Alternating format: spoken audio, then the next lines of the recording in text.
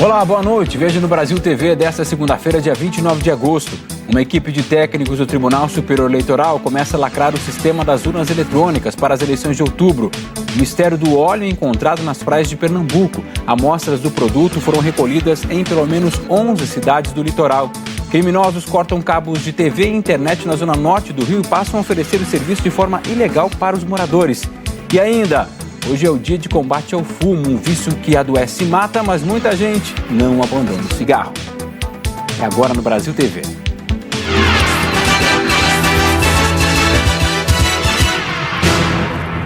O Tribunal Superior Eleitoral iniciou hoje uma etapa muito importante para a segurança do voto eletrônico, é a lacração das urnas. A Giovana Teles é quem tem as informações.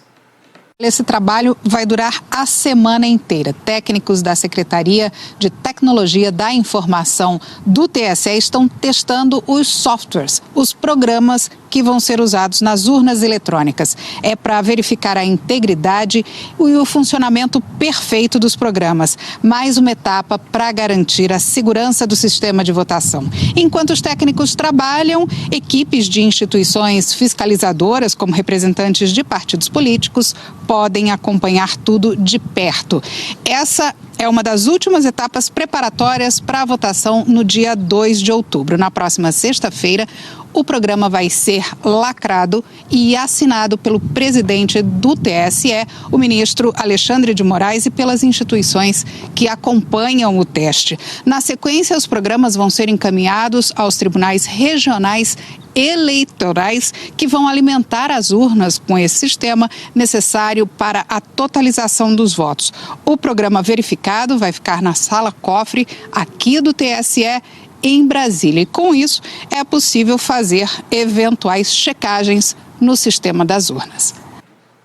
A gente fala agora dos novos vestígios de óleo encontrados em praias de 11 cidades de Pernambuco. As manchas começaram a aparecer na quinta-feira e também houve registro de outros estados no Nordeste. Isso tudo deixa banhistas e ambientalistas bem preocupados por causa do desastre ambiental com óleo 3 anos atrás. Olá, grupos de ambientalistas encontraram vestígios de óleo no mar, na faixa de areia e também na vegetação de restinga que fica na área litorânea. Durante o fim de semana, equipes do IBAMA, da Agência Estadual do Meio Ambiente e da Secretaria Estadual de Meio Ambiente vistoriaram praias da região metropolitana do Recife em 11 cidades. Em todas elas foram encontrados fragmentos de óleo. Os primeiros começaram a surgir na quinta-feira da semana passada. Hoje, técnicos dos órgãos ambientais e também da Marinha do Brasil se reuniram para analisar a situação. Amostras do óleo que foi encontrado foram encaminhadas para a Universidade Federal de Pernambuco, que vai investigar que produto é esse e de onde ele pode ter vindo. O óleo também foi visto em praias do litoral da Paraíba e de Alagoas.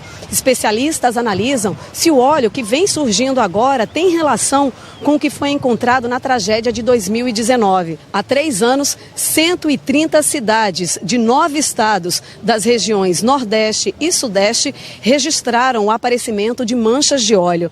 De acordo com a Polícia Federal, um navio petroleiro grego fez o derramamento do produto em alto mar. Responsáveis pela embarcação foram indiciados pelos crimes de poluição, descumprimento de obrigação ambiental e também por danos a unidades de conservação. Camila Torres para o Brasil TV. E os bombeiros continuam as buscas por crianças e adolescentes que desapareceram no Rio Parnaíba, na região metropolitana de Teresina. 3 corpos foram encontrados hoje pela manhã. A Aline Moreira acompanha esse trabalho bem difícil por lá. 6 crianças e adolescentes que pertencem à mesma família estavam brincando aqui no Rio Parnaíba, na região de Nazária, que fica a 30 quilômetros de Teresina. Um dos resgates já aconteceu logo depois, pouco depois desse afogamento. O adolescente que foi resgatado com vida ainda. E aí o trabalho foi suspenso no início da noite por falta de iluminação. Hoje cedo, os pescadores encontraram o corpo de Marcos Vinícius Salles, de 8 anos de idade. Por volta das 10h30 da manhã, resgataram o corpo da irmã dele, Vitória Salles, de 13 anos. Ainda, no fim da manhã, o terceiro corpo foi encontrado, que é o do José da Cruz Alves, de 16 anos. Segundo o Corpo de Bombeiros, as crianças e os adolescentes estavam num banco de areia quando um deles começou a se afogar e aí os outros foram tentar salvar. Uma espécie de efeito dominó. Foi exatamente naquele banco de areia ali atrás. As buscas do Corpo de Bombeiros continuam ainda. Até o fim da tarde, as outras duas vítimas, Eduarda Kemily da Conceição Silva, de 9 anos, e Ana Ketleli da Conceição Silva, de 11, não tinham sido localizadas. Vamos te contar agora que um protesto fechou a ponte da amizade entre o Brasil e o Paraguai hoje de manhã. O Maurício Freire acompanhou. A manifestação bloqueou os dois sentidos da Ponte Internacional da Amizade por cerca de 2 horas. Uma fila de 3 quilômetros se formou no acesso à ponte em Foz do Iguaçu. A manifestação de motociclistas brasileiros e paraguaios foi por causa da morte de um motociclista depois de um acidente que aconteceu no sábado. Sandro Iareschi de Lima não percebeu um desvio no trânsito na aduana do país vizinho. A passagem de veículos foi bloqueada com o auxílio de uma corrente. Sandro acabou passando reto e bateu contra a corrente. O acidente foi tão grave que Sandro acabou decapitado. Segundo os manifestantes, não havia sinalização adequada indicando esse desvio no trânsito. Segundo eles, é feito de forma frequente na aduana do país vizinho. Hoje, antes do final da manifestação, o diretor da aduana paraguaia se comprometeu a melhorar a sinalização do trânsito da aduana. Maurício Freire, para o Brasil TV. A polícia prendeu mais de 1 tonelada de maconha na BR-262 em Betim. A droga estava em uma carreta que parou em um canteiro depois de ter um problema mecânico. Mais de 1.300 barras de maconha foram encontradas na cabine desta carreta na BR-262 em Betim. De acordo com a polícia, elas pesam mais de 1 tonelada. Segundo a polícia, a droga saiu da cidade de Santa Helena, no Paraná, e seria deixada em um posto de combustíveis em Contagem, na região metropolitana. O motorista já tinha percorrido 1.600 quilômetros. Faltavam apenas 40 para o destino final, quando a carreta estragou, parou no canteiro central. Os policiais chegaram para ajudar. Foi quando o motorista saiu correndo em direção a uma mata. Houve perseguição. Cercamos a mata, pedimos apoio às viaturas do 33º Batalhão e também do Pegasus, do Batalhão de Rádio Patrulhamento Aéreo, e conseguimos encontrar o cidadão escondido na mata, precisamente numa moita de bambu. O motorista Rogério de Paula, de 37 anos, contou aos policiais que receberia R$10 mil para fazer o transporte da droga até um posto de combustíveis. Lá, as barras seriam repassadas a outras pessoas. O motorista, que nunca tinha sido preso, e a droga foram levados para a delegacia de plantão de Betim. Agora, os policiais procuram os suspeitos que davam cobertura em um carro cinza. A Polícia Civil de Minas informou que o motorista foi autuado em flagrante e levado para uma unidade do sistema prisional e que a investigação sobre o caso ainda continua. Olha essa, no Rio de Janeiro, criminosos cortam os cabos de operadora de TV, de internet, isso na zona norte da cidade, sabe para quê? Para oferecer os mesmos serviços, mas de forma ilegal. Enquanto isso, os moradores estão sem internet e televisão a cabo há mais de 15 dias. A oferta está pregada no poste para todos verem. Para impor esse serviço à população, os criminosos cortam cabos e destroem os equipamentos das operadoras legais. Desta vez, foi no conjunto habitacional do Ipase, em Vila Cosmos, na zona norte do Rio. Os moradores já estão sem serviço há 15 dias. Sem internet, sem sinal de televisão, deixando de estudar, deixando de fazer múltiplos trabalhos que fazem muita diferença e sem a previsão de quando isso vai retornar. A operadora diz que não faz os reparos por falta de segurança dos técnicos. Os moradores também relataram que na última sexta-feira, pelo menos 20 criminosos ligados ao tráfico de drogas entraram no condomínio e fizeram ameaças. Eles entraram em todas as ruas, fortemente armados, e se concentraram num campo de futebol. Quebraram as câmeras que existiam nas ruas. Parece que bateram no rapaz de uma das ruas, alegando que ele tinha contato com a milícia. Enfim, ali dentro nunca teve milícia. Nós nunca pagamos nada para ninguém. Casos como este se repetem por diversos bairros do Rio de Janeiro. No ano passado foram furtados mais de 500 mil metros de cabos de telecomunicações, de acordo com o Sindicato das Empresas de Telefonia. E fica um impasse. De um lado, as operadoras, que são obrigadas a fornecer o serviço e fazer os reparos, mas não conseguem por causa da falta de segurança. E do outro, os moradores que não querem contratar serviços dos criminosos e ficam de mãos atadas, sem saída. Para este sociólogo, o combate à criminalidade tem que começar dentro das instituições do Estado. Quando a gente fala de poder paralelo ou ausência do Estado, não há nada de paralelo. Sempre vai rolar um suborno, vai rolar um arrego, vai rolar um controle territorial. O problema é muito mais grave, não há nada de paralelo. Você está discutindo o próprio Estado. A Polícia Civil disse que está investigando essas organizações criminosas que monopolizam territórios. Eles vandalizam as caixas de distribuição, os cabos de fibra ótica das empresas que estão autorizadas, que operam legalmente naquelas regiões, e quando os técnicos vão ao local para realizar os reparos, eles são ameaçados e o serviço permanece interrompido. Além dessa privação que as pessoas têm, é tirar a dignidade do trabalhador. Você quer ter seu lazer e até disso você é privado. Bom, uma assessoria de imprensa da Secretaria de Estado de Polícia Militar do Rio declarou por nota que atua em conjunto com as operadoras de telecomunicações para instalar ou restabelecer os serviços legais, justamente nessas áreas onde os criminosos atuam.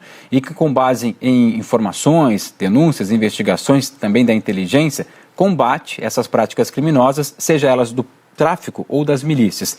Disse ainda que ações da Polícia Militar, há um esforço conjunto com outros órgãos das instituições para combater o crime organizado.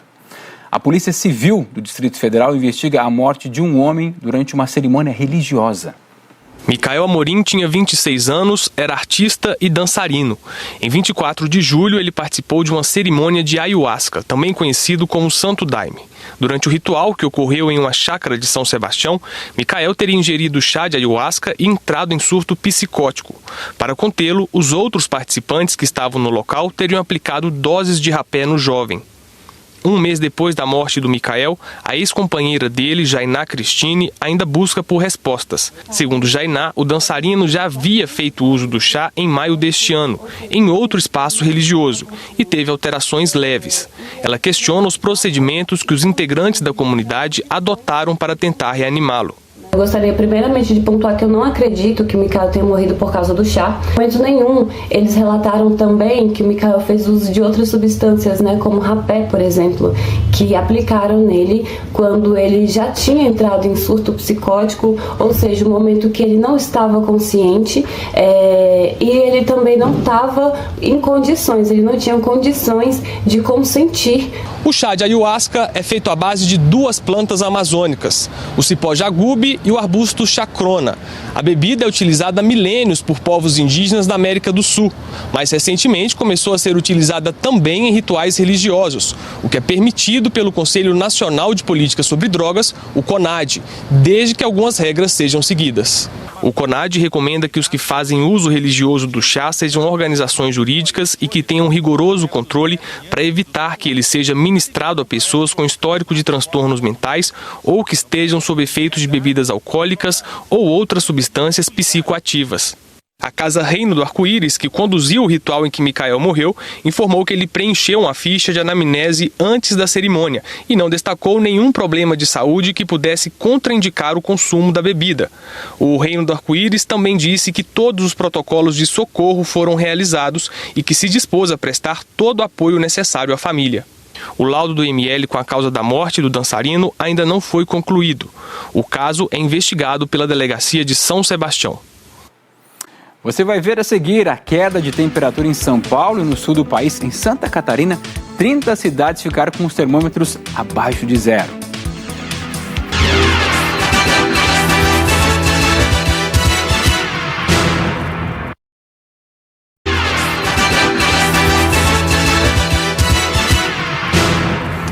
Brasil TV de volta falando sobre o Dia Nacional de Combate ao Fumo, que é comemorado hoje. Brasília é a segunda capital com o maior número de fumantes do país, atrás apenas de Campo Grande, que fica no Mato Grosso do Sul. A luta contra o vício do cigarro pode levar anos ou uma vida inteira. Uma batalha que a mãe da Gisele perdeu. Você vê sua mãe morrendo e pedindo cigarro ali no leito de morte, sabe? Você não poder fazer nada. É muito triste, muito angustiante. Gisele quis fazer diferente. Depois de 10 anos, abandonou o vício. Por conta própria, sem tratamento. Quando você se determina a algo e você põe esse propósito na sua vida, você consegue. Mas é difícil, não é fácil. Segundo o GDF, quase 12% das pessoas com mais de 18 anos que vivem aqui são viciadas em cigarro. Com isso, Brasília se tornou a segunda capital com o maior número de fumantes no país. Só perde para Campo Grande e Mato Grosso do Sul, com 14,5%. Com o vício, vem junto uma lista imensa de doenças e problemas de saúde. Estamos no Agosto Branco, mês de combate ao câncer de pulmão. E os dados são alarmantes. O tabagismo continua sendo o maior responsável pelo câncer de pulmão no Brasil e representa quase 90% dos casos. Evitar a doença começa com bons hábitos. Largar o cigarro é um deles. Mas afinal, como combater o vício? Em alguns casos, o fumante acaba trocando o cigarro pelo eletrônico ou pelo narguilé, o que não é recomendado. A gente sabe que chega alguns dispositivos eletrônicos até 20 vezes mais substâncias tóxicas do que um cigarro usual. Por isso, o cigarro eletrônico é proibido no Brasil desde 2009, mas a venda dos produtos continua em alta. Para quem quiser parar de fumar, a orientação da Secretaria de Saúde do DF é procurar uma das 52 unidades básicas de saúde. O tratamento se baseia em encontros estruturados, onde é realizado a abordagem cognitivo-comportamental e, em alguns casos mais específicos, a necessidade de associar o tratamento medicamentoso para o alívio da síndrome de abstinência. Tá frio por aí, a semana começou gelada, por exemplo, em São Paulo, e dizem que vai piorar. A sensação térmica fica baixa, pelo menos até quarta-feira. Quando tá frio assim, a gente só quer se agasalhar bem e tomar algo quentinho para espantar o gelo. Mas o Beto parece estar vivendo em outra estação. Um calor daquele jeito, mano. Animação 100%. Pode estar qualquer tempo, qualquer temperatura abaixo de zero. Quem é do pedal tá aí, ó. Pedala e se aquece, né? Sim, com certeza. Em Parelheiros, no extremo sul da capital, as temperaturas estavam na casa dos 9 graus no começo da manhã, de acordo com o CGE. Mas com o vento, a sensação era de menos ainda. Ruim para Eunice, que monta uma barraquinha de café todos os dias ao lado do terminal. O frio espantou a clientela hoje. O frio não deixa as pessoas pararem, né? Passam de mão no bolso, aquela mão na luva, não quer segurar o copo. Se eu vendi, por exemplo, R$80 foi muita coisa. E normalmente seria quanto até esse horário? Uns 150, por aí. A temperatura máxima do dia já foi registrada na madrugada, 15 graus. Ou seja, até a noite só vai ficar cada vez mais frio aqui na capital. E essa garoa em alguns pontos da cidade acaba ajudando a deixar a sensação ainda de mais frio. E nem todo mundo que saiu de casa hoje sem estar bem agasalhado teve a sorte de encontrar um oásis desse aqui, uma loja de blusas pelo caminho. Dias assim são sempre bons para o negócio do Jefferson. Vende bastante meias, né? Às vezes a pessoa saiu de casa e saiu sem blusa. Ela passa aqui, pega um suéter, pega um moletom e continua o dia. O frio começou a chegar ontem à tarde ao estado. A Secretaria Municipal de Assistência e Desenvolvimento Social informou que entre as 6 da tarde de domingo e as 5 da manhã de hoje, encaminhou 315 pessoas para os serviços de acolhimento da Prefeitura. Hoje, às 7 da noite, o abrigo temporário da estação Pedro II do metrô vai ser reaberto para abrigar quem vive nas ruas. As pessoas vão receber colchão e cobertor, além de um kit de higiene pessoal, tudo fornecido pela Defesa Civil. E a alimentação do programa Bom Prato. Quando fica mais frio, a solidariedade, claro, é super bem-vinda. Ainda bem que não faltam pessoas querendo ajudar, como a turma da ONG Bem da Madrugada. Há 20 anos, mais ou menos 2.000 voluntários saem cedinho distribuindo roupas, café da manhã e medicamentos. E também dão aquela atenção para quem precisa. Além de trazer todos esses kits, a gente traz atendimento médico, veterinário, preza muito pelo olhar no olho, um bom dia, boa tarde, boa noite, o trazer eles para a parte humana, sabe? A felicidade que eu poderia ter dentro da minha casa, não tenho. Só tenho amor só dos meus irmãos. Difícil, mas há muitas pessoas boas que lembram daquele que não tem nada. você quiser fazer alguma doação para uma pessoa que nem o Jefferson, que a gente acaba de ver na reportagem, acessa lá a plataforma da Globo para quem doar, que tem lá o endereço, né, de várias entidades que recebem e distribuem essa doação de maneira responsável. Falando ainda do frio, Santa Catarina, 30 cidades registraram temperatura negativa hoje de madrugada. A menor foi registrada em Urupema, na Serra Catarinense, 6,3 graus abaixo de zero. A geada cobriu a vegetação. Nesse morro aí a água se transformou em cristais de gelo. E em Bom Jesus da Serra, os termômetros marcaram 3,4 graus negativos. Também teve geada por lá. O Brasil TV fica por aqui. Outras notícias no Jornal Nacional. Te lembrando agora que está começando às 8h55 da noite, horário de Brasília. Boa noite e até amanhã.